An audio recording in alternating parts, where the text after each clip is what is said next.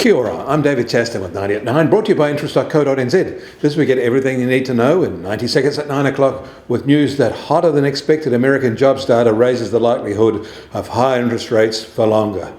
But first, US jobless claims rose sharply and by 251,000 last week to leave 1.7 million people on these benefits, the highest it's been since February. However, American job cut levels shrank sharply as tech layoffs eased.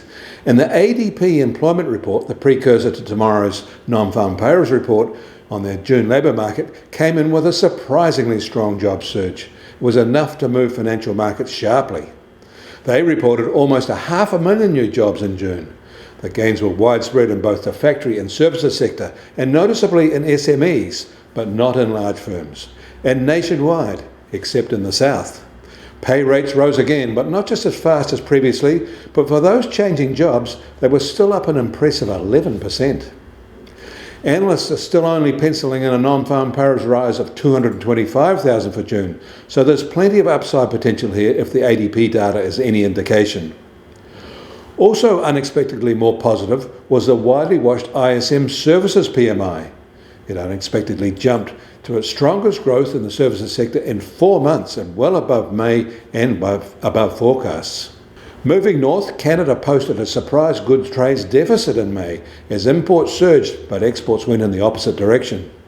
But across the Pacific, Australia recorded another large trade surplus for both goods and services in May, more than $10 billion, and a level that is being normalised for them. Over the past 12 months, that surplus is now just under $150 billion. That's equivalent to 5.9% of their $2.5 trillion GDP.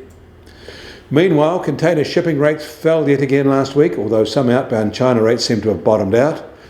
Bulk cargo rates fell as well, basically giving up all their recent gains in June. And the US Treasury 10-year yield will start today at 4.05% and up a sharp 11 basis points from yesterday. That's its high since early March and approaching its November highs. And the price of gold will start today at $1,910 an ounce and down $9 from yesterday to a 4-month low. And oil prices are down 50 US cents and just on $71.50 a barrel in the US, while the international Brent price is softer too at $76.50 a barrel. And the Kiwi dollar starts today at just over 61.5 US cents and down nearly 0.5 cent. Against the Aussie, we're firm at 92.9 Australian cents. Against the euro, also nearly 0.5 cent lower at 56.6 euro cents.